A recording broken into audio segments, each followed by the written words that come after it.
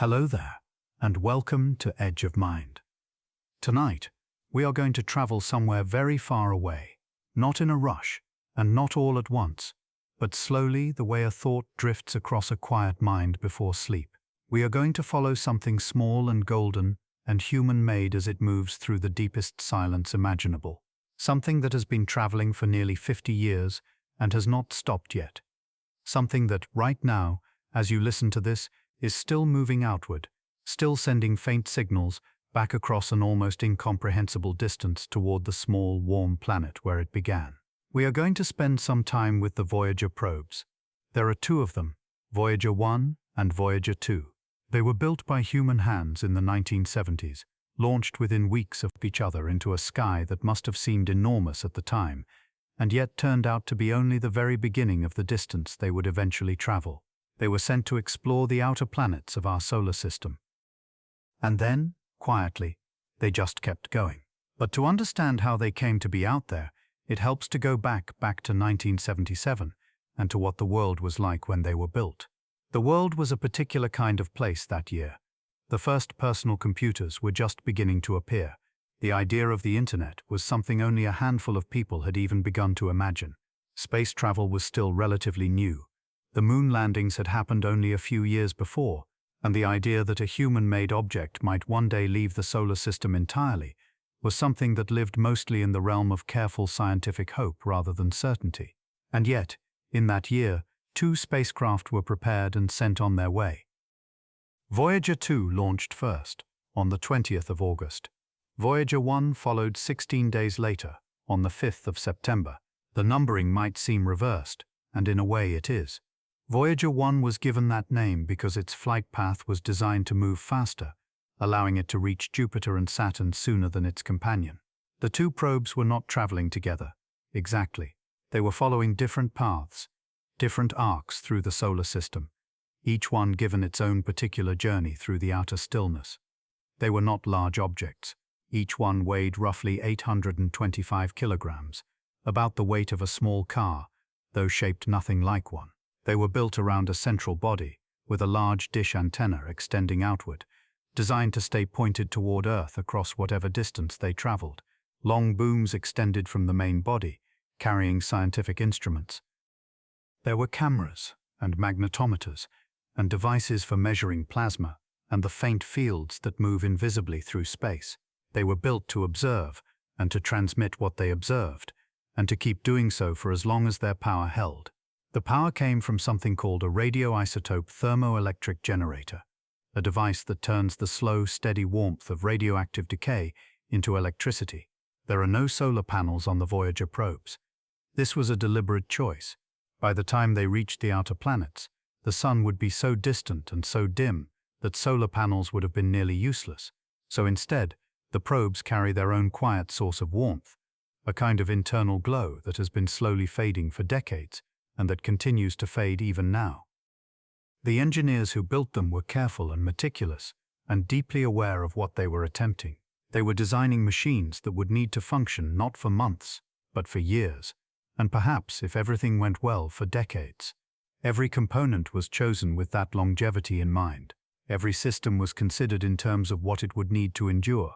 The cold, the radiation, the silence, the vast and patient distances of space. What made the timing of the Voyager launches so particular, so rare, was something that had been noticed years earlier by a young engineer named Gary Flandreau. While working at NASA's Jet Propulsion Laboratory in the mid-1960s, he observed that the outer planets of the solar system, Jupiter, Saturn, Uranus, and Neptune, were moving into an alignment that would not occur again for approximately 175 years. This alignment made something possible that would otherwise have required decades of additional travel time. It made what scientists called the Grand Tour possible. The Grand Tour was an idea, and then a plan, and then a mission. A spacecraft moving through the outer solar system could use the gravity of each planet it passed to alter its course and increase its speed, a process called a gravity assist, or sometimes a gravitational slingshot. By passing close to Jupiter, a probe could be accelerated and redirected toward Saturn. From Saturn, it could be sent onward toward Uranus, and from Uranus toward Neptune, each planet lending its gravity like a gentle hand. passing the probe along, sending it further and faster than it could have traveled on its own. This alignment of the outer planets, this slow, patient gathering of worlds into a configuration that made the grand tour possible, would not come again within any living person's lifetime. The window was narrow, the opportunity was singular, and the people who recognized it moved carefully and deliberately to make use of it. Voyager 2 would go on to visit all 4 of the outer planets: Jupiter, Saturn, Uranus, and Neptune. It remains, to this day, the only spacecraft ever to have visited Uranus and Neptune. Voyager 1 visited Jupiter and Saturn, and then its path was bent southward by Saturn's moon Titan, a moon so compelling that scientists chose to send Voyager 1 toward it, knowing that this would carry the probe out of the plane of the solar system entirely. Both probes sent back images and measurements that changed what humanity understood about the outer solar system. They found active volcanoes on Io, one of Jupiter's moons, the first active volcanoes ever seen beyond Earth. They revealed the layered structure of Saturn's rings in detail that had never been seen before. They found new moons orbiting planets that had been thought to have only a few. And they sent back images that were, in the most straightforward sense, beautiful: swirling storms, glowing bands of cloud, the pale and frozen surfaces of distant moons, lit by a sun that from that distance looked like little more than a very bright star. All of this was unfolding through the late 1970s and into the 1980s, and through all of it, the probes kept moving. Each gravity assist added to their speed. Each passing planet bent their paths further outward. And gradually, over years and then decades, they moved beyond the reach of the planets entirely, into the outer regions of the solar system, where the sun's influence grows faint, and the distances between things become almost impossible to hold in the mind. But before we follow them out into that deeper silence, there is something else worth staying with for a moment, something that was placed aboard each probe before they launched, something that speaks not to the science of what the Voyager probes were meant to measure, but to something quieter and more human. Something placed there not for the instruments, and not for the engineers, and not even really for us. It was placed there for whoever or whatever might someday find it. Each Voyager probe carries a golden record. Not metaphorically golden, literally. A 12-inch gold-plated copper disc, enclosed in a protective aluminum jacket, designed to last for billions of years in the cold of space.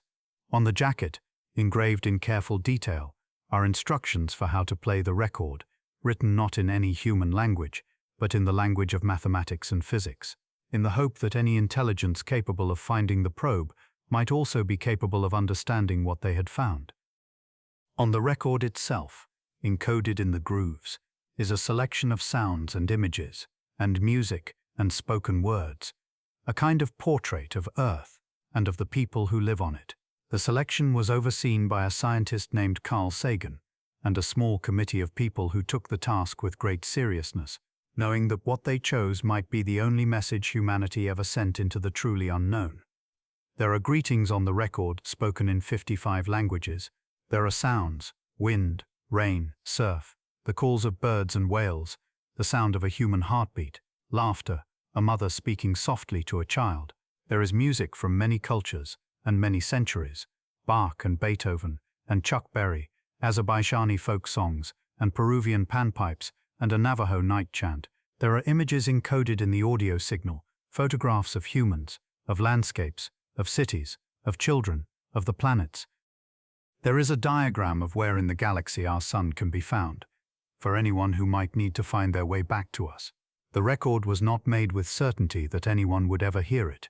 It was made with the understanding that the probes would travel so far and so slowly that the chances of any encounter with another civilization were, by any reasonable measure, very small. And yet it was made anyway, because the people who made it felt that the attempt mattered, that reaching out into the silence was worth doing even if the silence never answered. There is something in that feeling worth staying with as the evening deepens around you. The quiet conviction that sending something beautiful into the unknown is meaningful, even without any guarantee of return, that the gesture itself carries weight, that a message sent with care and with love is worth sending, even across distances that soften into something beyond imagining.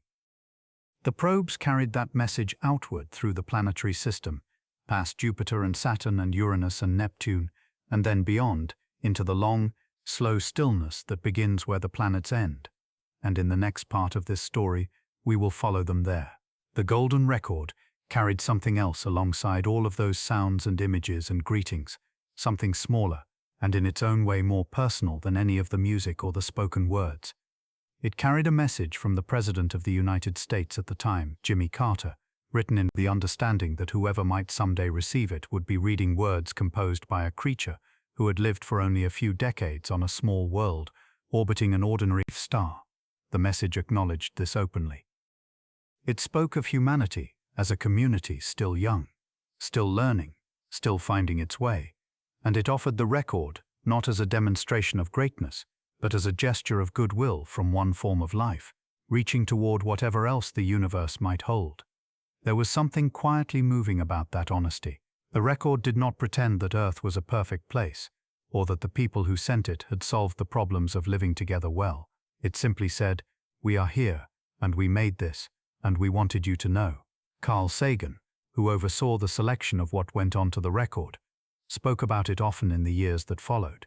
He described the golden record as a message in a bottle, cast into the cosmic ocean, not with any real expectation of it being found, but with the feeling that the casting mattered, that the ocean was real and vast, and that something in the human spirit wanted to reach across it anyway, even knowing how far the far shore truly was.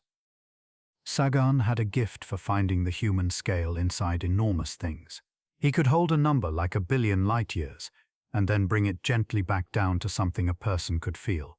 And it was this same quality, this ability to see the small and the vast at once, that would lead him years later to make a request that produced one of the most quietly affecting images in the history of exploration. In 1990, as Voyager 1 was moving through the outer reaches of the solar system, Sagan asked that the probe's camera be turned back toward the inner planets one final time. There was no scientific reason to do this. The camera was old by then, and the images it could produce at that distance were limited, but Sagan wanted a photograph of Earth from where Voyager 1 now was, roughly 6 billion kilometers away, somewhere beyond the orbit of Neptune. The image was taken on the 14th of February, 1990. When it came back, Earth appeared as a point of light so faint it was almost invisible, a pale, bluish speck suspended in a narrow band of scattered light from the sun. It occupied less than a single pixel of the frame. Around it was nothing, the immense, unlit emptiness of space, which the image rendered simply as dim. Sagan wrote about this image in words that have stayed with many people ever since. He described Earth as a pale blue dot, a mote of dust suspended in a sunbeam. He wrote about how every human being who had ever lived, every king and farmer and child, every moment of joy and suffering and ordinary afternoon, had unfolded on that barely visible point. Every civilization, every war, every act of love or cruelty, every song ever sung, all of it contained within something that, from this distance, was nearly nothing at all. He wrote that the image underscored the responsibility we carry toward one another, and the foolishness of imagining that anything could save us from ourselves except our own kindness, that there was no help coming from elsewhere, that this small dim point was the only home we had ever known. The photograph did not change anything in the way that a scientific discovery changes things. It offered something else instead, a shift in the way a person might hold the world they live in, one that was harder to arrive at through facts alone. It was the kind of image that settled into the mind slowly, and stayed there, and Voyager 1 took it almost as an afterthought, in the final moments before its cameras were switched off for the last time. After that, the probe moved on into the growing silence, carrying its golden record, and its instruments, and its faint, steady signal, moving further from the sun with every passing day. By the time the pale blue dot photograph was taken, both Voyager probes had already been traveling for more than a decade. The planetary encounters were long finished. The gravity assists were done. What remained now was simply the long, slow outward movement, the probes following the paths their trajectories had given them, moving through the dim outer regions of the solar system at speeds that were enormous by any human measure, and yet almost imperceptibly small against the scale of what lay ahead. The outer solar system is not empty in the way that interstellar space is empty. There is still something there, a vast, diffuse region, where the sun's influence continues to be felt, where particles streaming outward from the Sun fill the space between distant objects. This region is called the heliosphere, and it extends far beyond the planets, far beyond even the most distant known objects in orbit around the Sun. It is a kind of bubble, shaped by the solar wind, the continuous flow of charged particles that the Sun releases in all directions, always. The edge of this bubble has a name. It is called the heliopause, and it marks the place where the solar wind finally loses its ability to push outward against the pressure of the material filling the space between stars. Beyond the heliopause, the Sun's wind no longer reaches. The particles that fill that space come from other stars, from the wider galaxy, from sources far older and more distant than anything in our own system. It is, in the most literal sense, where our solar neighborhood ends and interstellar space begins. Voyager 1 crossed the heliopause in August of 2012. The crossing was not visible in any way. There was no boundary to see, no line drawn across the void. But the instruments aboard the probe noticed the change. The density of particles around the probe shifted. The magnetic field changed its character. The measurements that the probe had been recording for 35 years altered in ways that told the scientists on the ground, quietly and without ceremony, that Voyager 1 had passed through into something new. It was the first human-made object ever to enter interstellar space. Not approximately, genuinely, the space between the stars, the vast and ancient medium that fills the galaxy beyond the reach of any single sun. Voyager 2 followed, crossing the heliopause in November of 2018. Its crossing was slightly different from Voyager 1's, and the differences in what the two probes recorded at the boundary gave scientists a richer understanding of what the heliopause is. Not a perfectly smooth surface, but something more irregular, more textured, shaped by forces that vary across its enormous extent. Both probes are now moving through interstellar space, through the same medium that lies between all stars, the same quiet, ancient material that has filled the galaxy for billions of years. They carry with them everything they were built with, the instruments, the antennas, the golden records, and they carry with them the faint, patient signal that has been traveling back toward Earth since the day they launched. That signal, moving at the speed of light, now takes more than 22 hours to reach us from Voyager 1 and more than 20 hours from Voyager 2. A signal moving at the fastest speed anything in the universe can move, and it still takes nearly a full day to cross the distance between the probe and the people listening for it. And the people listening are still there, a small team of engineers and scientists, working with equipment that in some cases has not changed much since the 1970s, still receives the signal, still decodes it, still reads the measurements that the probes are sending back.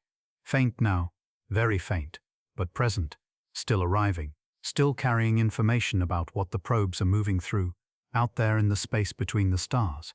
There is something in that image. The small team in a room somewhere, listening carefully for a signal that has traveled for more than 20 hours across the void, that carries a quiet weight. The probes are further from any other object than anything humanity has ever sent anywhere, and yet they are not entirely lost. There are still people paying attention, still people who know where they are and what they are finding. The connection is thin. It grows thinner every year, as the probes move further, and the signal grows fainter. But it has not broken yet, and for now, in the long, slow evening of the Voyager mission, that thread of contact remains, stretched across a distance that softens, at the edges, into something almost beyond imagining. The instruments aboard both probes were not designed to last this long. When the engineers at the Jet Propulsion Laboratory assembled Voyager 1 and Voyager 2 in the mid-1970s, the primary mission was measured in years, not decades. The planetary encounters Jupiter, Saturn, Uranus, Neptune would take roughly 12 years to complete.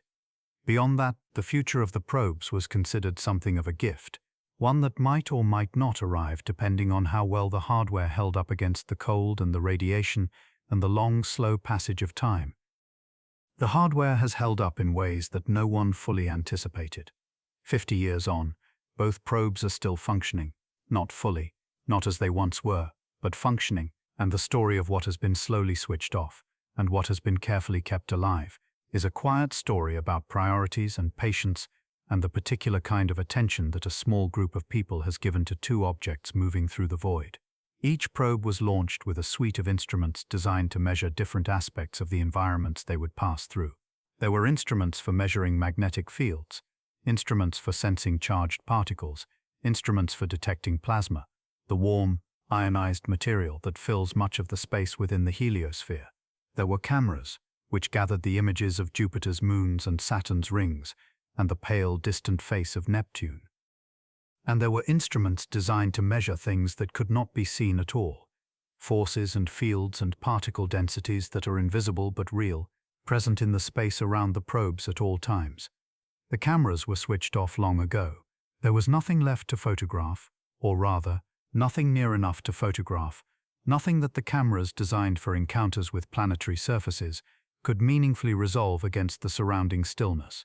The pale blue dot image was among the last things Voyager 1's cameras recorded before they were powered down. After that, the visual record of the mission ended, and what remained was something quieter and more gradual, the steady flow of numbers, measurements, readings from instruments, still sensing the world around them. Power is the limiting factor now, and has been for many years. The radioisotope generators that have sustained both probes since 1977 lose a little more output with every passing year, their plutonium slowly decaying, the warmth they give off gradually diminishing. The output of each generator diminishes by a small fraction every year, and over the course of 5 decades, those small fractions have gathered into a significant reduction. To manage the diminishing supply of power, the teams on the ground have been making careful decisions for years about which instruments to keep running and which to let grow still. The process is gradual and considered, not a single moment of loss, but a long, slow narrowing of what the probes are able to do. Heaters that once kept certain components warm enough to function have been switched off, accepting the possibility that the cold might eventually reach something essential.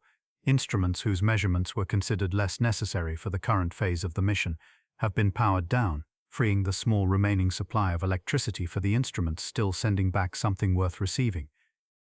What remains active on Voyager 1 includes instruments measuring the density and movement of particles in the surrounding medium, the interstellar material through which the probe is now moving. There are instruments monitoring the magnetic field. There is a plasma wave instrument listening for the low-frequency signals that move through the charged material of interstellar space, the way sound moves through water. And there is, still, the antenna, pointed back toward the sun, toward the small and distant point that is Earth, transmitting everything the probe is still measuring in a signal, so faint that receiving it requires some of the largest radio antenna arrays on the planet. The signal leaves the probe at roughly 20 watts of transmission power, about the same as a dim lamp. By the time it reaches Earth, after crossing that immense distance, the power in that signal has diminished to something almost immeasurably small.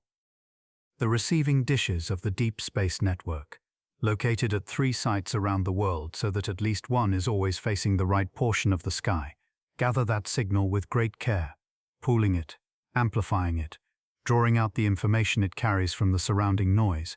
The Deep Space Network itself is a piece of infrastructure that tends to go unnoticed, a quiet, steady presence operating in the background of the space age, maintaining contact with many missions at once.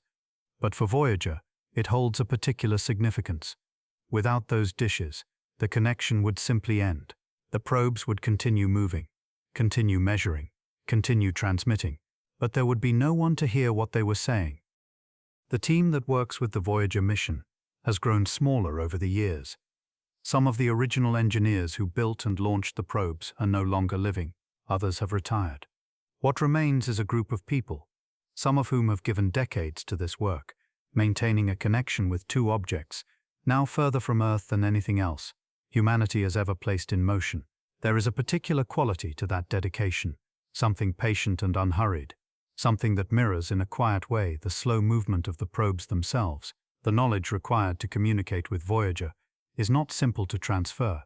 The software and the command languages, and the particular ways in which the probes respond to instructions from the ground reflect engineering decisions made in the early 1970s, decisions that were sensible and well considered at the time, but that belong to a world of computing long since left behind.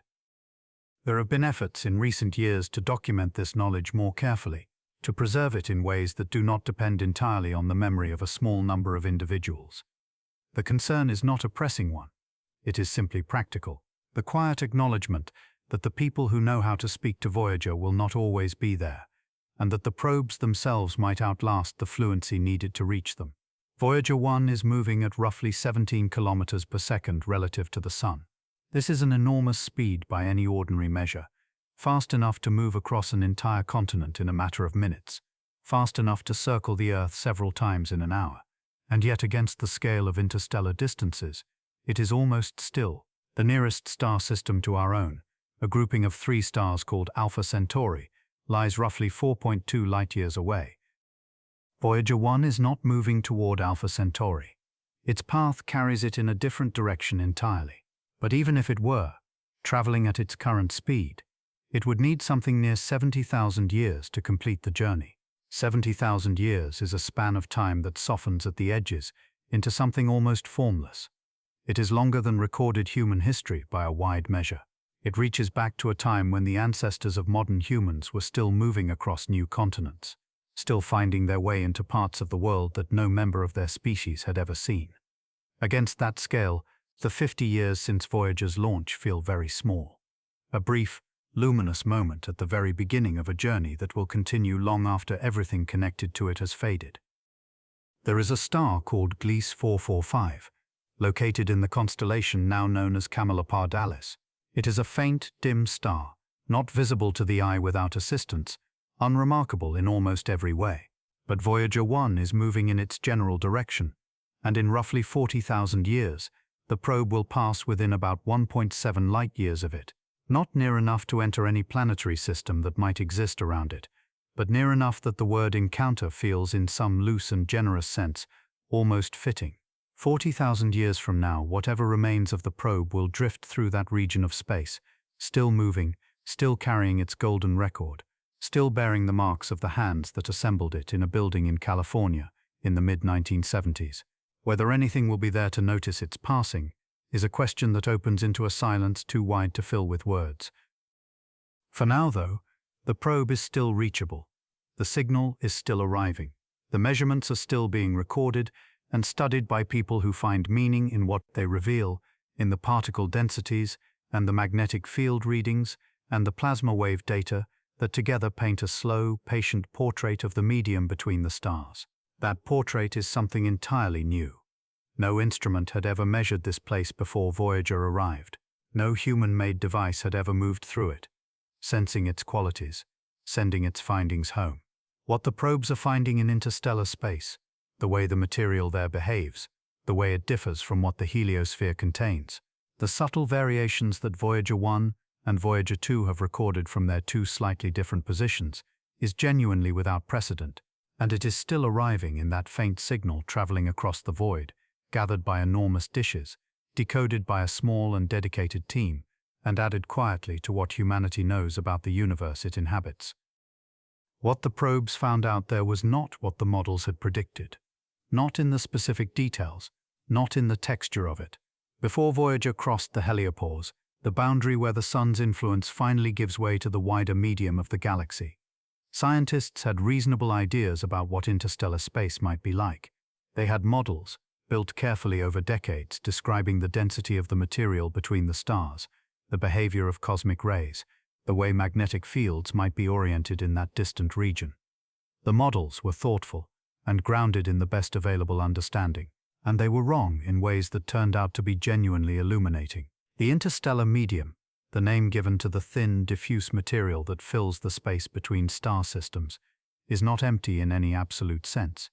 It contains particles, mostly hydrogen and helium, distributed so sparsely that a single cubic centimeter holds fewer atoms than the most refined vacuum achievable in any laboratory on Earth. It carries magnetic fields, faint and slow-moving, oriented in ways that differ from what the models had suggested. And it is woven through with cosmic rays, high-energy particles arriving from distant sources, some of them ancient beyond any easy reckoning, traveling across the galaxy for millions of years before passing through the instruments of a spacecraft built by human hands in the 1970s. Voyager 1 noticed the cosmic rays changing as it approached and then crossed the heliopause. Inside the heliosphere, the Sun's outflow of particles, the solar wind, tends to deflect many of these galactic cosmic rays, the way a current in a river pushes against anything moving against it. As Voyager moved further from the Sun, and the solar wind grew thinner, that shielding diminished gradually, and the cosmic ray count began to rise. When the probe finally crossed into interstellar space, the change was measurable and clear, a steady increase in the number of high-energy particles arriving from the galaxy, and a corresponding decrease in the lower-energy particles associated with the Sun. This was one of the clearest signals that the crossing had genuinely happened, that Voyager 1 had left the Sun's domain and entered something wider. Voyager 2 confirmed the same pattern when it crossed several years later, from a slightly different direction, at a slightly different point along the boundary. The two crossings were not identical, which told scientists something about the heliopause itself, that it is not a smooth, uniform surface, but something more variable, shaped by pressures from both sides, shifting and uneven in ways that a single measurement point could never fully reveal. There is a particular quality to the data that arrives from the probes now, a quality that comes partly from the nature of what is being measured, and partly from the circumstances of the measurement itself. Voyager is not a modern instrument. Its sensors were designed and built more than 50 years ago, calibrated for conditions that were understood at the time, and they have been operating continuously ever since, aging slowly in the cold and the radiation of deep space. Some instruments failed long ago. Others were switched off to conserve power. What remains is a reduced but still functioning suite of sensors, gathering information from a place no other instrument has ever reached. The plasma wave instrument, which measures oscillations in the charged particles surrounding the probe, has been one of the most revealing in interstellar space. Disturbances from the Sun, even at that enormous distance, can still send ripples outward through the medium, and when those ripples reach Voyager, the plasma wave instrument registers them. This has allowed scientists to measure the density of the interstellar plasma with a precision that would otherwise be impossible. What they found was a medium somewhat denser than the models had suggested, a quiet but meaningful revision to the picture of what lies between the stars. The magnetic field readings have been equally informative. The direction and strength of the magnetic field near Voyager's position has helped scientists understand how the local interstellar medium is oriented relative to the heliosphere, which way the Sun is moving through the galaxy, how the surrounding material is flowing, what the broader structure of this small corner of the Milky Way looks like from the inside. These are not findings that produce vivid images or easily described moments of wonder. They are instead the slow accumulation of precise measurements, each one adding a small and careful detail to a portrait that is still being assembled. And yet there is something quietly extraordinary about the source of these measurements. Every reading that arrives from Voyager 1 has crossed more than 20 billion kilometers to reach the receiving dishes of the deep space network. By the time the signal is gathered and processed, the probe has already moved further still, another 1,500 kilometers or so beyond the position it occupied when the signal was sent. The data that scientists are studying today describes conditions at a location that Voyager has already left behind. This small displacement, the gap between the moment of measurement and the moment of reception, is a reminder of the scale involved.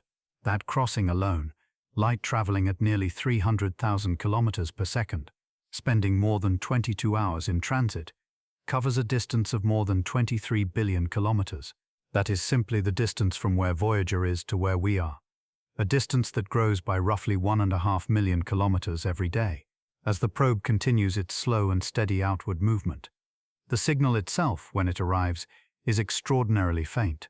The transmitter aboard Voyager produces roughly 22 watts of power, less than a dim household lamp, less than the power used by a small reading light left on through the night. By the time that signal has spread across 23 billion kilometers of space, the energy reaching any given receiving dish is almost unimaginably small, a fraction of a watt, so narrow that it requires some of the largest and most sensitive radio receivers ever built, simply to detect it. The dishes of the Deep Space Network, some of them 70 meters across, gather that signal carefully, amplifying it and filtering it and drawing meaning from what would otherwise be lost entirely in the background murmur of the universe. There is something almost meditative about the process, the long wait for a signal to arrive, the careful gathering of something so faint, the slow work of turning those faint oscillations into numbers and then into understanding. It is not the kind of science that moves in sudden leaps. It is patient work, accumulating gradually, building a picture one measurement at a time. The people who do this work describe it in ways that suggest it carries a weight beyond the purely scientific. There is the simple fact of the connection. The knowledge that a signal sent from a room on Earth will travel across that long distance to reach a machine that has been moving through the void since before many of the people in that room were born. There is also the knowledge that any response to a command sent today will not return until the following day, that the conversation, if it can be called that, moves at the pace of light across an almost incomprehensible distance. And there is an awareness, present but not often spoken, that this conversation will not continue indefinitely. The generators that have kept the probes alive since 1977 grow quieter with every passing year, their output narrowing gradually toward a threshold that the instruments can no longer cross. Are relaxed. Each year, the generators produce a little less than they did the year before. A slow and patient narrowing of the margin between what the probe needs and what it can provide. Instruments have already been switched off to manage this narrowing. The team makes careful decisions about what to keep running and what to let go, weighing the value of each sensor against the power it draws, trying to extend the mission as long as the physics allows. The estimates suggest that meaningful science may continue into the early 2030s, a few more years of measurements from a place no other instrument has ever reached, a few more years of signals crossing the void to be gathered by enormous dishes and studied by a small and patient team. After that, the power will no longer be sufficient to operate the instruments or to send a signal strong enough to be received. The probe will not stop moving. It will not change course or slow its outward journey. It will simply grow quiet, still traveling, still carrying everything it was given, but no longer able to speak. What remains after that silence falls is something worth sitting with slowly. The thought of what the probe carries with it into that long and unhurried stillness, and what it might mean that it continues moving even after the last signal has faded. What remains, then, is the question of what the probe carries, not the instruments, not the power systems or the antenna, or the carefully managed electrical margins that have kept the mission alive across nearly 5 decades. Those things belong to the engineering story, and that story has been told in its own quiet way. What remains, in the deeper sense, is the object itself, a machine built by human hands, now moving through a region of space that no human hand will ever touch, carrying something that was placed aboard it with great deliberation and great care. What it carries is the golden record, already described, already sent. And what that record represents in the long silence ahead is not a message waiting to be received, but a gesture completed, something made with care, placed carefully, and released into a stillness where it will remain for longer than any other human-made thing now exists. The copper disc and the aluminum cover and the stylus for playing it, all of it still intact, still traveling, still carrying the sound of rain on Earth, and the voice of a child, and the opening notes of a Bach partita. There is something worth staying with in the image of that disc, not the science of it, but the feeling of it. The people who chose what to include are mostly still alive, though some have passed. The musicians whose recordings were selected have grown old, or are gone. The children photographed for the image section are now adults with children of their own. The world that assembled the record has changed in countless ways, but the record itself has not changed at all. It is exactly as it was in 1977, a small golden disc moving through space, carrying a portrait of a world that no longer quite exists in the form it was captured. This is one of the stranger qualities of the Voyager story, the way it holds time still even as it moves. The probe is a kind of time capsule, but one that is itself moving through time rather than waiting inside it. Everything it carries belongs to a specific moment, a specific set of choices made by a specific group of people in a particular year, and that moment is now preserved not in a vault or an archive, but in the open dimness between the stars, moving further from its origin with every passing second. The golden record will almost certainly never be found. The universe is too large, and the probe is too small, and the distances involved make even the most hopeful scenario feel more like poetry than possibility. But that is perhaps not the point. The record was not made for the civilization that might find it. It was made, in some sense, for the civilization that assembled it, as an act of self-reflection, a moment of asking, what are we, and what do we most want to say about ourselves? And what would we choose if we knew we had only one chance and no guarantee of an audience? The answers they arrived at were not grand or abstract. They were specific and warm and human. Rain, music, children's voices, the sound of a mother and a newborn, a greeting in Welsh, the opening of Beethoven's Fifth, a Peruvian wedding. These were the things that seemed, when the question was asked with genuine seriousness, worth sending into the dim.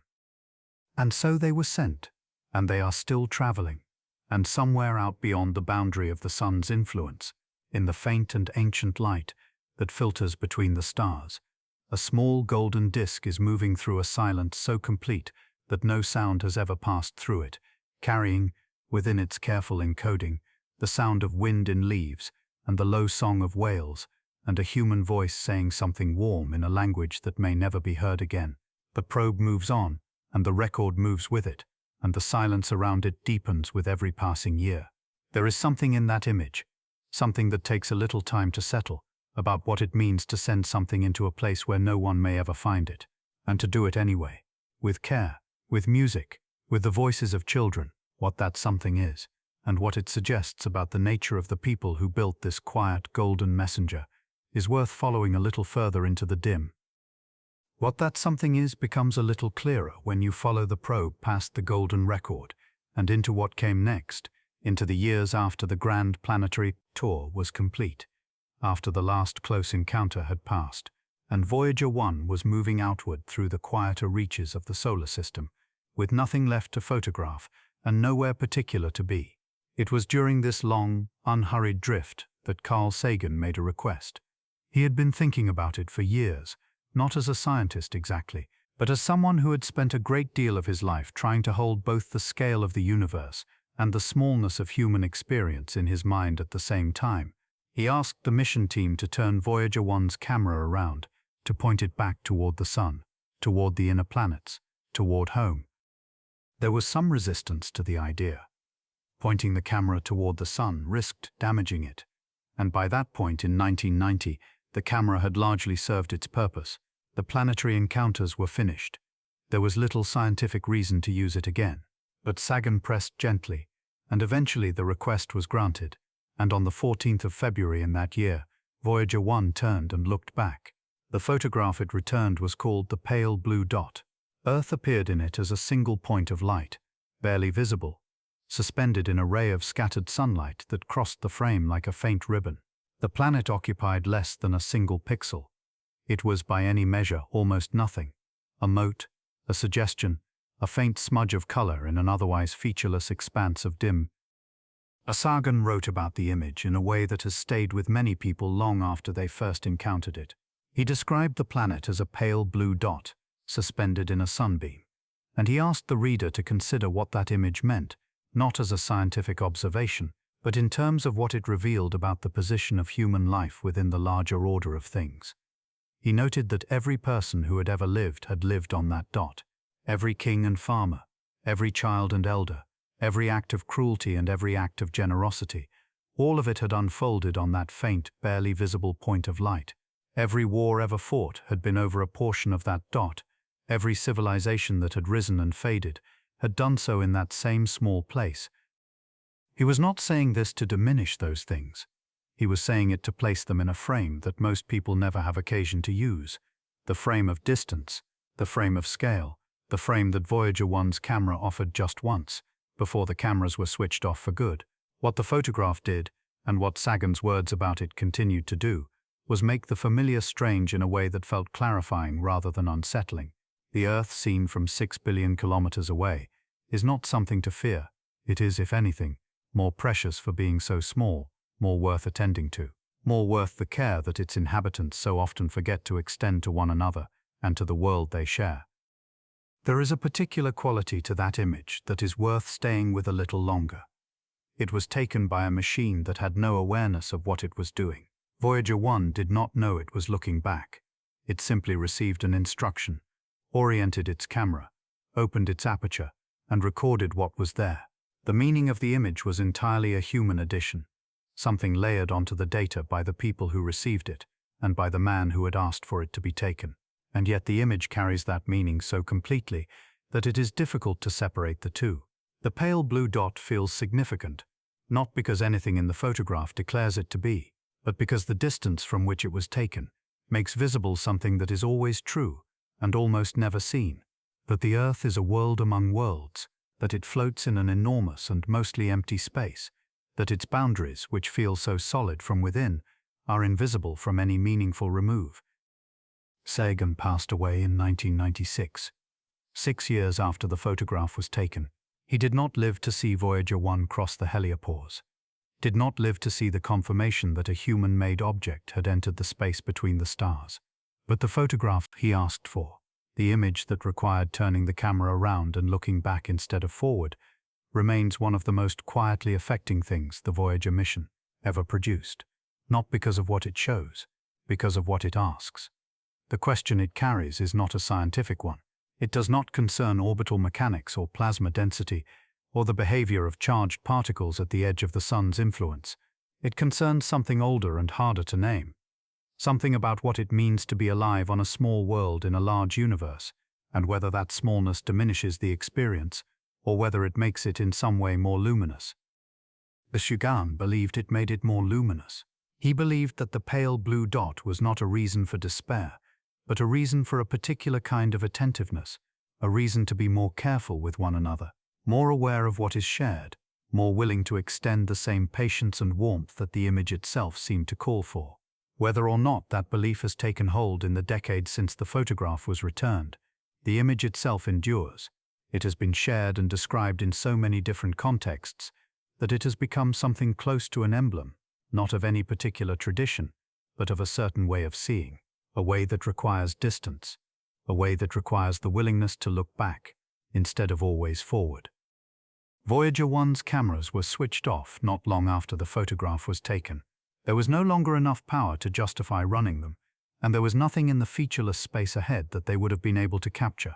The probe continued on without eyes, navigating by instruments designed to measure things that cannot be seen, the density of particles, the strength of magnetic fields, the behavior of plasma at the outermost edge of the sun's reach. These instruments were still working, quietly, steadily.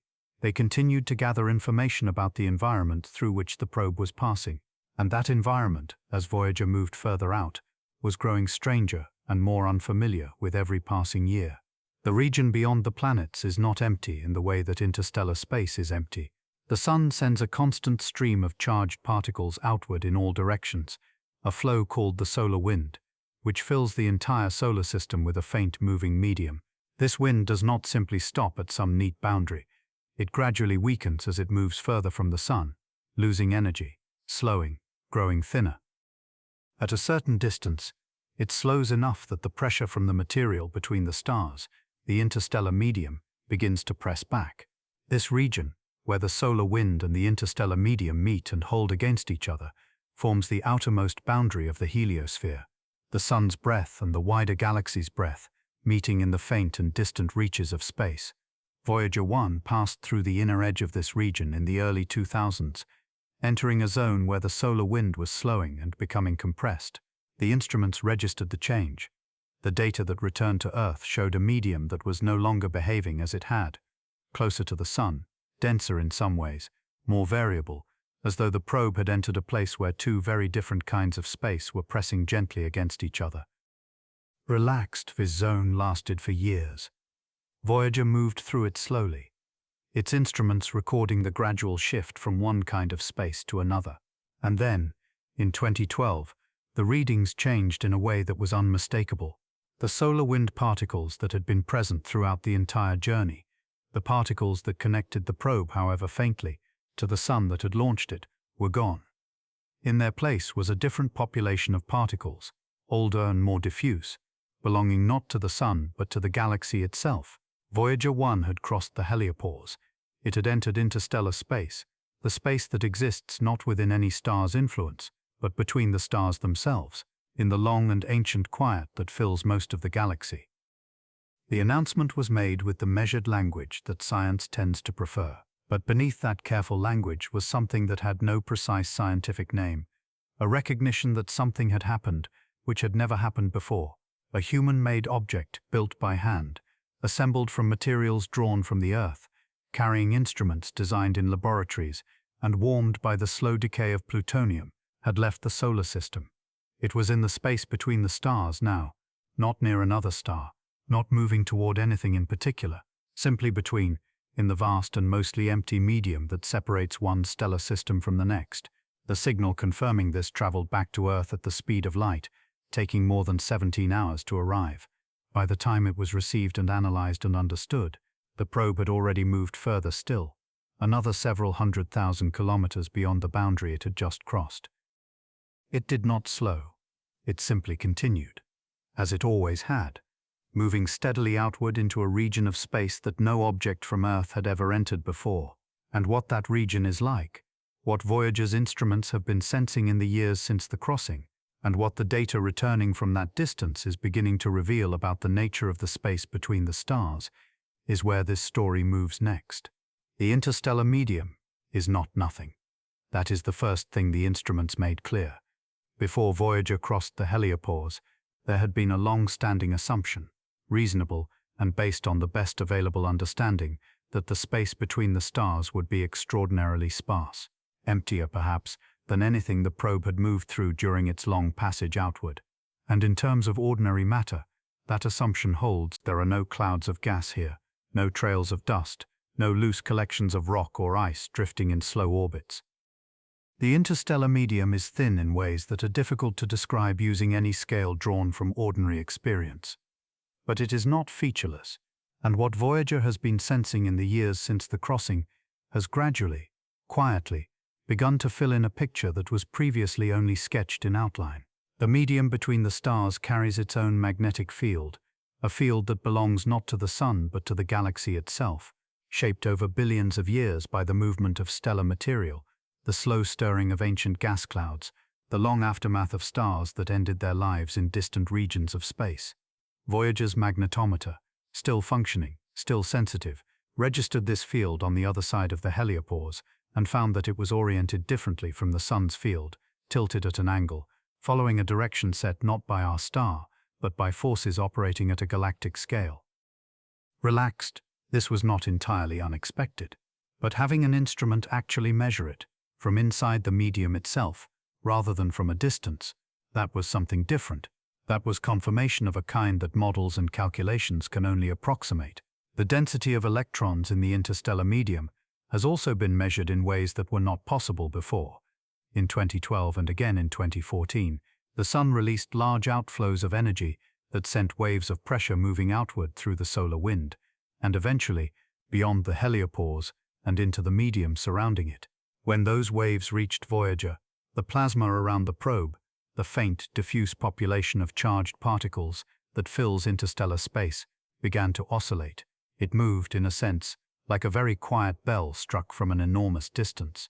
The frequency of that oscillation allowed scientists to measure the local electron density with a precision that had never been achieved from Earth-based observation alone. Relaxed, the interstellar medium was slightly more dense than some models had suggested. Not in any way that would be visible or tangible, nothing so large as that, but measurably, meaningfully more dense.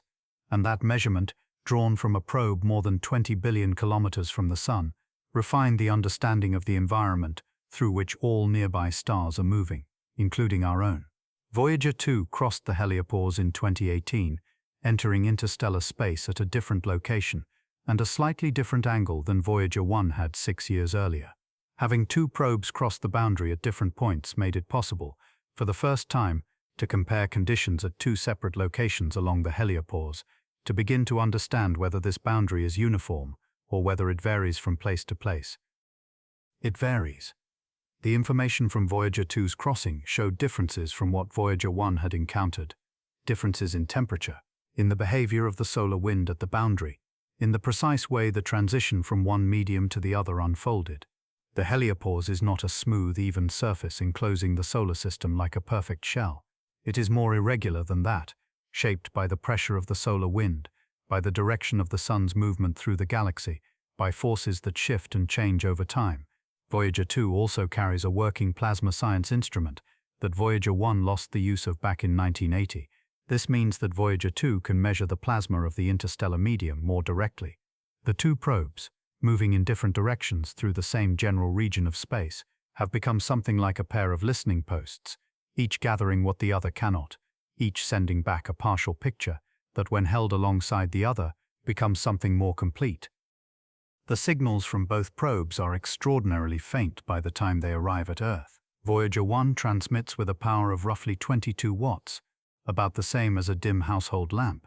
By the time that signal has traveled across the billions of kilometers separating the probe from Earth, it has spread and weakened to a level that requires the largest antennas in the world to receive. The dishes of NASA's Deep Space Network, enormous structures located in California, Spain, and Australia, are pointed toward the probe for scheduled windows of contact, gathering the signal with great patience, separating it slowly from the background murmur of the universe. What arrives is not a voice, not an image, not anything that resembles ordinary communication. It is a stream of numbers, encoded in the signal, representing measurements taken by instruments that are still, after nearly 5 decades, doing what they were built to do. Temperature readings, magnetic field strength, particle counts. The quiet, ongoing record of a place that no human eye has ever seen and no human hand will ever touch. The team that receives and interprets these signals is small. Over the decades, the original engineers who built Voyager and understood its systems at the deepest level have mostly retired or passed on. What remains is a group of people, some of whom were not yet born when the probes launched, who have learned the older systems, who have studied the original documentation, who have worked to maintain the ability to communicate with spacecraft designed in an era before most of the tools of modern engineering existed. There are moments in this work that carry a particular kind of weight. When a signal is sent to Voyager, it takes more than 22 hours to arrive at the probe. Another 22 hours pass before any confirmation of its effect can return to Earth. An entire day and a half separates the sending from the knowing. The people who send the signal will not learn whether it worked until the following day. And in that long interval, the probe simply continues on, moving, sensing, transmitting, indifferent to whether anyone is listening. There is something in that interval worth sitting with for a moment. The probe does not know it is being listened to. It does not know that the signal it sends will be received, or that anyone remains to receive it. It simply does what it was built to do, in the silence and the distance, with a faithfulness that has nothing to do with intention and everything to do with the enduring quality of careful engineering. The power that keeps the instruments running comes from those same radioisotope generators that have sustained the probe since launch, still producing, but producing less than they did the year before, and less again the year before that. To compensate, instruments have been switched off, one by one, carefully, in a sequence designed to preserve the most meaningful measurements for as long as possible. By now, only a handful of instruments on each probe remain alive. The others have been powered down, their gathering ended, their contribution to the mission complete. What continues is a reduced but still meaningful science: the magnetometer, the plasma wave instruments, the cosmic ray sensors, gathering what they can from the environment around them and sending it home across the long, dim distance. The power will not last indefinitely. Sometime in the latter half of the 2020s, the remaining instruments will no longer have enough electricity to function. The transmitters will fall silent. The signal that has been arriving at Earth, faint and steady, for nearly 50 years, will simply stop, not because anything has gone wrong, not because the probe has failed, but simply because the fuel that sustained it across all of this distance and all of this time will finally have given what it had to give. After that, Voyager will continue moving. There is nothing in the interstellar medium to slow it in any meaningful way. No friction, no resistance worth speaking of. It will travel on at the same steady pace, carrying its golden record and its silent instruments and the faint residue of everything that launched it, growing further from Earth with every passing day. But the listening will have ended, and with it, the last thread of connection between the probe and the world that made it. What remains after that, what Voyager becomes in the long silence that follows, is a different kind of story. One that unfolds not over years or decades, but over timescales so large that they require a different way of thinking entirely. The distance is still ahead of the probe, the stars it may one day approach, the almost incomprehensible span of time that separates now from any kind of arrival. All of that is where this story moves next. The nearest star to our own Sun is a small, dim body called Proxima Centauri. It sits roughly 4.2 light-years from Earth, a distance that sounds almost manageable when written down, but begins to reveal its true nature only when you hold it alongside something familiar. A light-year is the distance that light, moving at nearly 300,000 kilometers per second, covers in an entire year. Proxima Centauri is more than 4 of those years away, even traveling at the speed of light. Voyager 1 is not traveling at the speed of light. It moves at roughly 17 kilometers per second, a speed that would carry something from one end of a large city to the other in a single second, and that feels enormous until you hold it against the scale of what lies ahead. At that pace, Voyager 1 would need something in the range of 73,000 years to cover the distance to Proxima Centauri, and it is not even moving in that direction. The probe follows a path that the physics of its journey determined long ago, moving toward a different region of the sky entirely, with no star waiting at the end of any near horizon. There is only the long, open, unhurried distance, more of it than the mind can genuinely hold. There is a quality to these timescales that deserves a moment of stillness. 40,000 years ago, human beings were painting animals on the walls of caves in southern France. The last ice age had not yet ended. The civilizations that would eventually build cities and write languages and send spacecraft into the outer reaches of the solar system were tens of thousands of years away from existing. And the span of time separating now from Voyager's nearest stellar approach is roughly equal to all of that, the entire reach of recorded and unrecorded human history, laid end to end, and then laid end to end again. The probes will outlast everything that currently exists. They will outlast the buildings and the satellites and the radio signals that have drifted outward from Earth across the past century. They will outlast the languages in which their mission was planned and written down. They will outlast, in all likelihood, the species that made them, not because anything will have gone wrong, but simply because the timescales of the universe are not the timescales of human life, or human civilization, or even human existence as a whole. And yet something of humanity will remain in them. The golden record, sealed against the cold and the silence, carries its contents forward without any power source, without any mechanism that could fail. It requires nothing to preserve itself. The sounds and images and music encoded on its surface will remain there unchanged, undimmed, for as long as the record itself survives, which may be for hundreds of millions of years or longer. There is a particular image that surfaces when thinking about what the probes carry forward.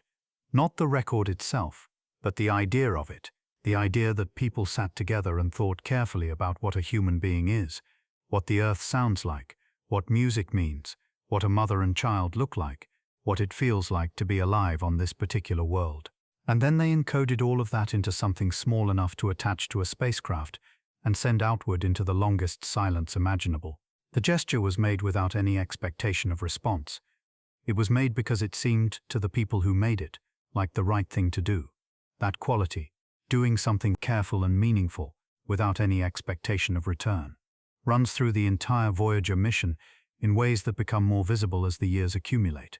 The engineers who built the probes knew they would not live to see them reach interstellar space. The scientists who designed the instruments knew the mission would extend far beyond any single career or lifetime. And the small team that still listens for the signal today knows they are maintaining a connection that will end within their own lifetimes, that they are, in some sense, the last people who will ever hear directly from these machines. There is a word that sometimes surfaces in conversations about Voyager, and it is worth approaching slowly. That word is lonely. People sometimes describe the probes as lonely, as though the distance and the silence carry an emotional weight that the machines themselves must somehow feel. The probes feel nothing, of course. They have no inner life, no awareness of their own position, no sense of the vastness surrounding them.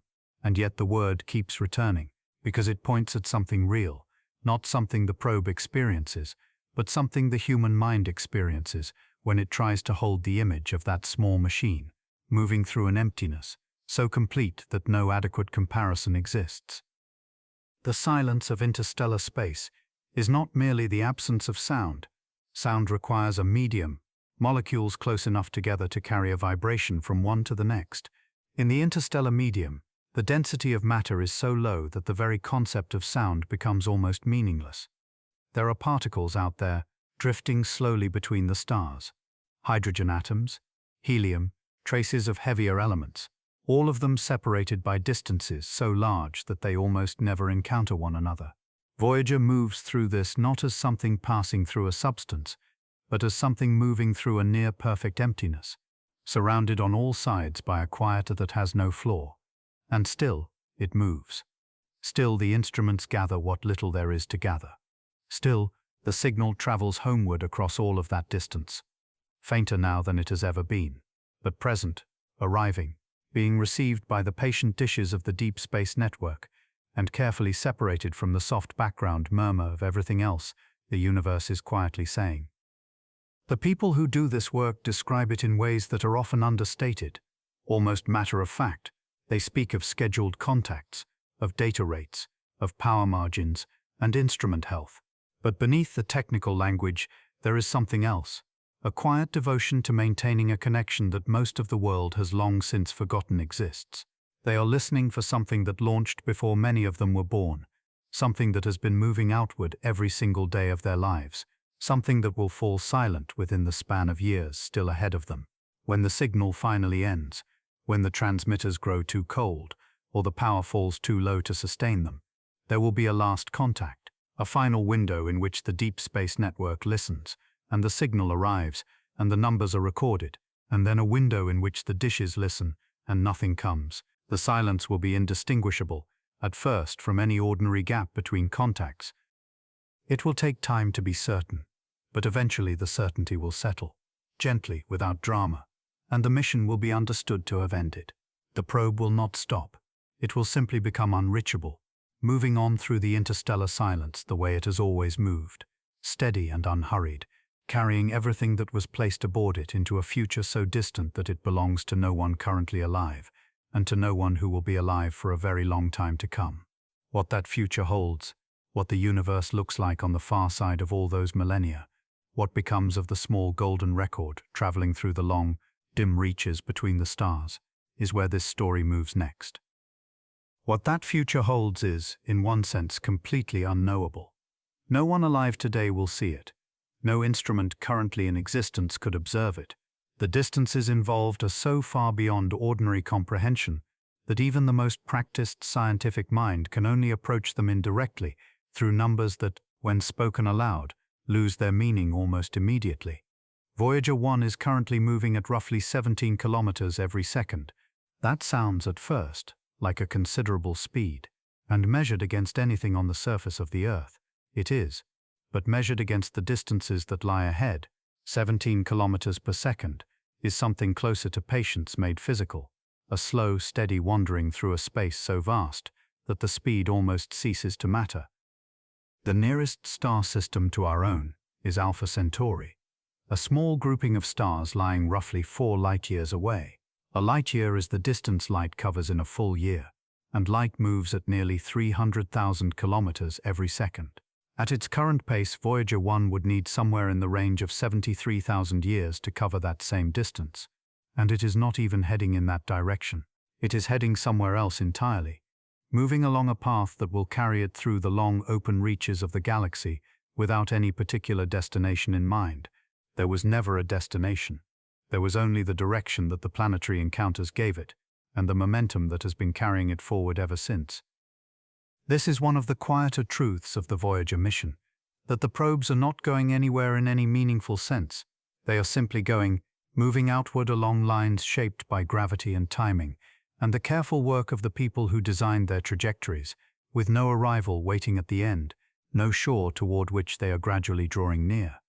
The journey is the entirety of what remains, and yet something about that quality, the endless, unhurried moving through a space that offers nothing in return, carries its own kind of meaning, not a meaning that announces itself. Something quieter than that, something that only becomes visible when you sit with it long enough. The probes will pass through the interstellar medium for millions of years, moving gradually through a galaxy that is itself in motion, orbiting a center it will not complete, another full revolution around for another 225 million years or so. On that scale, Voyager's journey, even measured in tens of thousands of years, is something barely begun, a first breath, the very opening of a silence that will extend far beyond anything the human mind was built to hold. Voyager 2 follows its own separate path, angled differently by the sequence of planets it visited, moving toward a different region of the galaxy entirely. In roughly 40,000 years, it will pass within a similar distance of another star, Ross 248, a small, faint presence in the constellation Andromeda. Neither encounter will involve anything like proximity. Both will be distant passages, unremarkable to any observer who might somehow be present to witness them, a small, silent object drifting through a neighborhood. It will never truly enter. What is worth holding gently is not the destination then, but the nature of the objects themselves, what they are, and what they carry. Each probe is a kind of artifact, in the deepest sense of that word. Something made by hand, by minds, shaped by choices and intentions, and the particular knowledge available to a particular group of people at a particular moment in the history of a single world. Everything about them reflects the era of their making, the materials chosen, the instruments designed, the frequencies used, the way the antennas were positioned to maintain contact with a home they were always moving away from. They are, in a sense, fossils of a moment, fossils of 1977, of a particular understanding of physics and engineering and what was possible, of a particular hope about what the future might hold. And unlike fossils buried in stone, these ones are still moving, still carrying their moment outward through a silence that will preserve them far longer than any burial could. The golden record, still attached to each probe, will likely outlast the spacecraft themselves. The metal of the probe will persist, but the more delicate systems, the instruments, the transmitters, the power sources, will long since have grown still and cold. The record, sealed and protected, may survive for far longer than any of the machinery surrounding it. It requires nothing to maintain itself. It simply is, a small, circular object moving through an emptiness so complete that almost nothing can reach it to cause it harm. There is something in that image worth staying with for a moment. A record, moving through the space between stars, carrying music, and voices, and the sounds of a living world, surrounded by a silence so absolute that the very concept of sound no longer applies.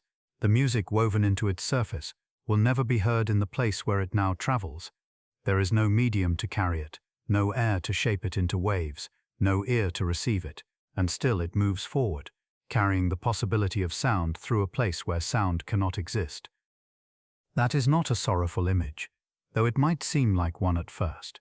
There is something else in it, something that feels more like a kind of faith, not faith in any particular outcome, not faith that the record will be found or understood or played, simply faith in the act of making something carefully and sending it forward, faith that the gesture itself has meaning, regardless of what follows.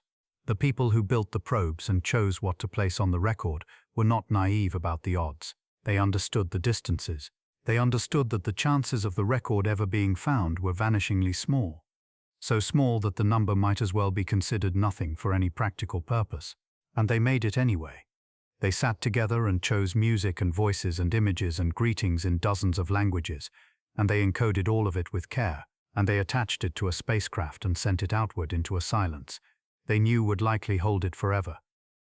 That choice, made with full awareness of its improbability, is perhaps the most human thing about the entire mission, more human than the engineering, more human than the science, more human than the photographs or the data or the discoveries. The willingness to make something meaningful in the full knowledge that it may never be received is a quality that runs very deep in the people who built these machines and in the species that produced them. The probes are out there now, moving through a part of the galaxy no human-made object has ever occupied before. They are beyond the reach of the sun's sheltering influence, beyond the boundary where the solar wind finally yields to the wider currents of the galaxy. From where they now travel, the light of our star is simply one faint point among many, unremarkable in every direction, indistinguishable from the rest.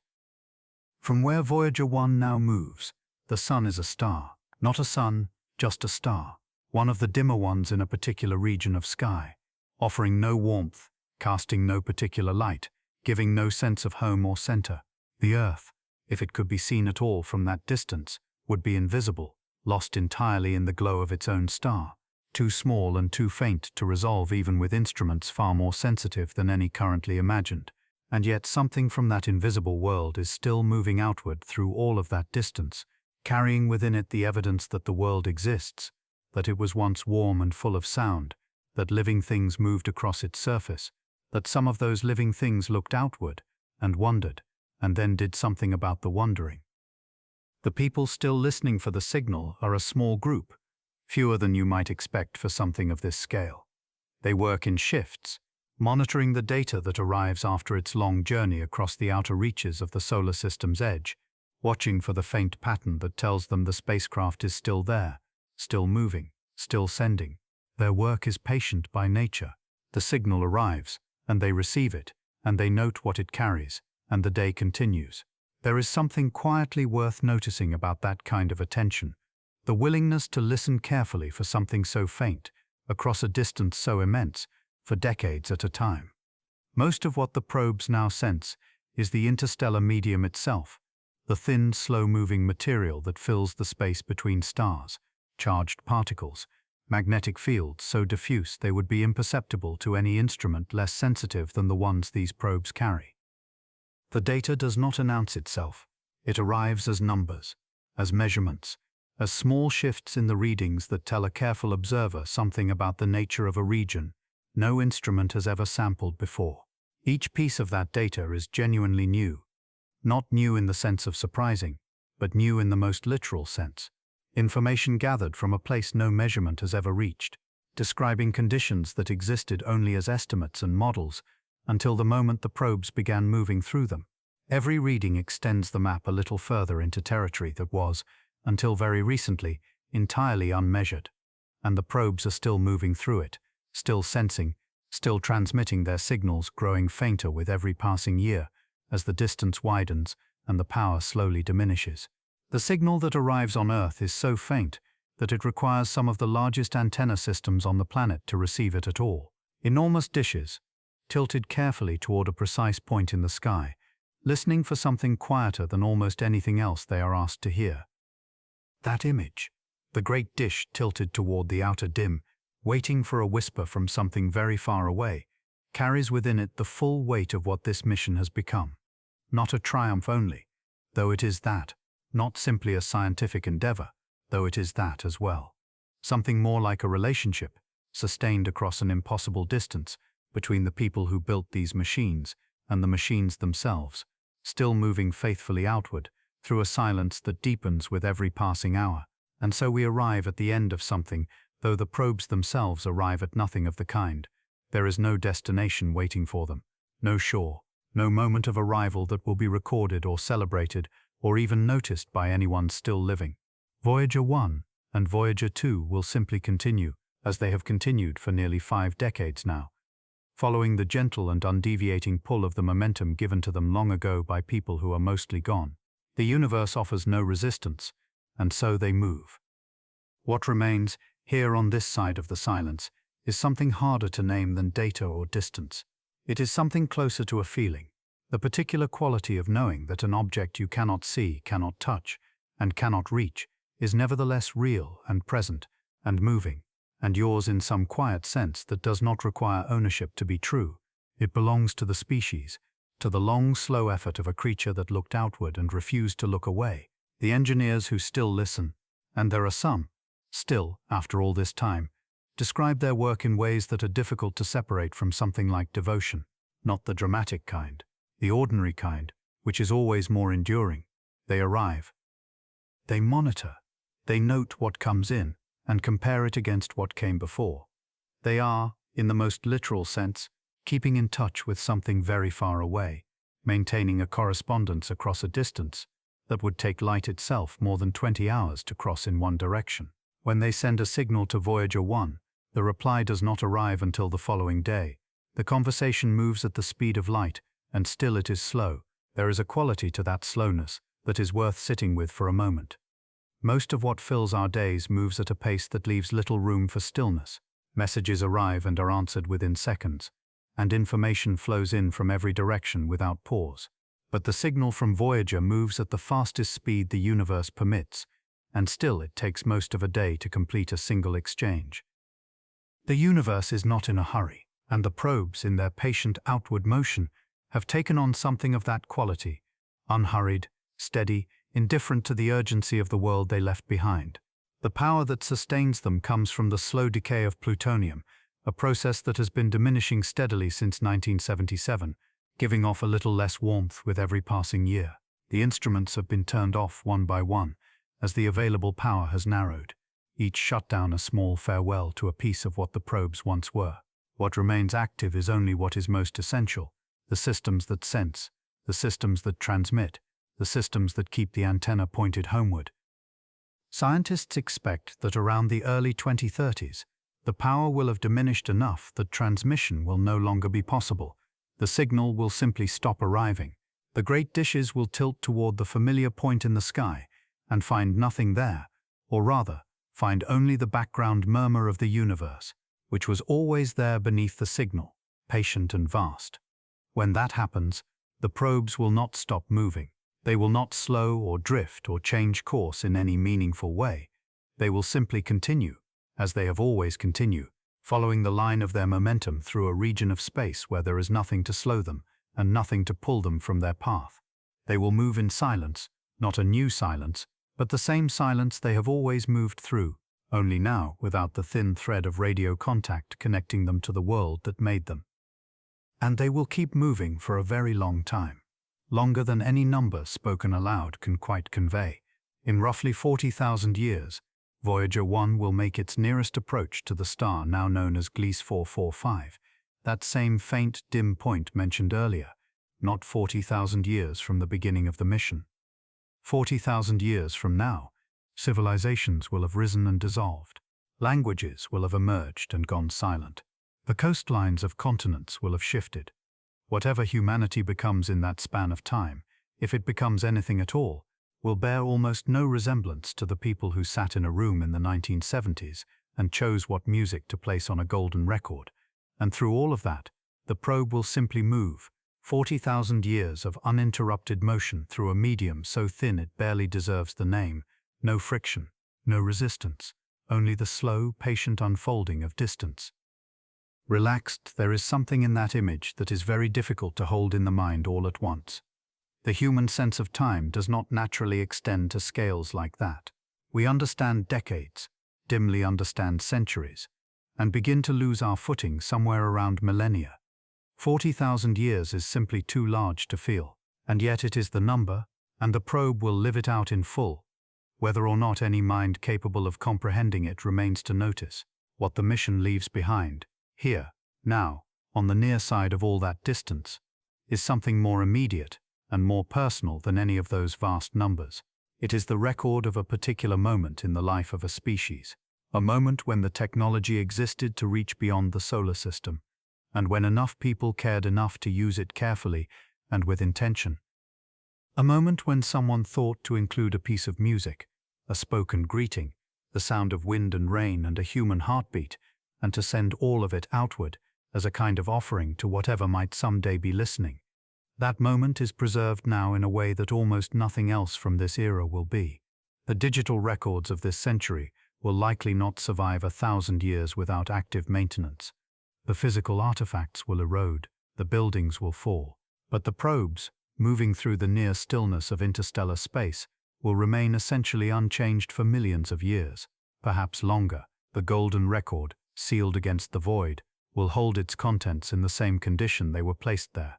The grooves that carry the music, the images, the greetings, they will remain legible in principle, long after every other trace of this moment has dissolved.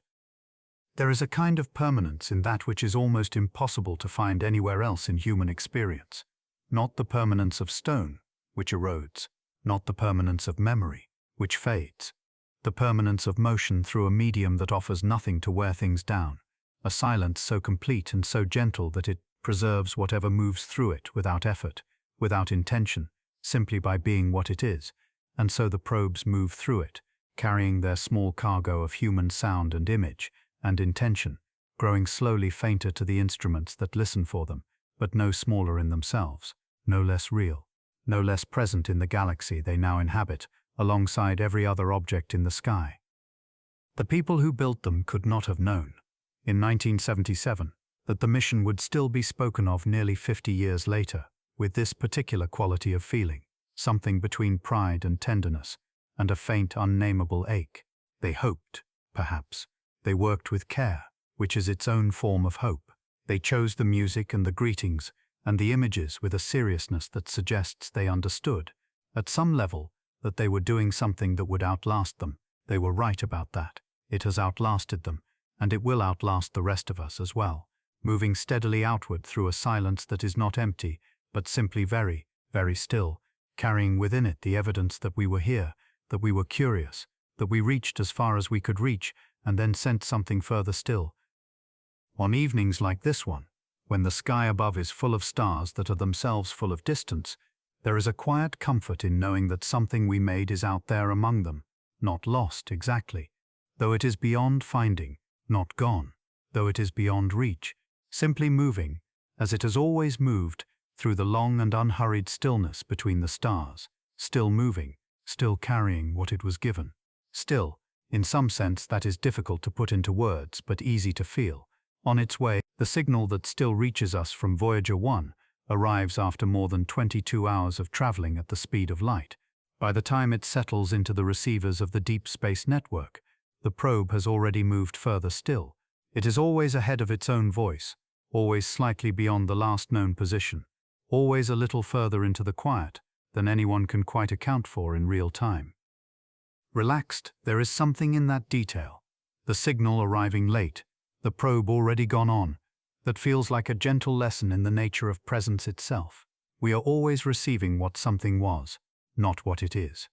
The light from stars is ancient, the news from deep space is hours old.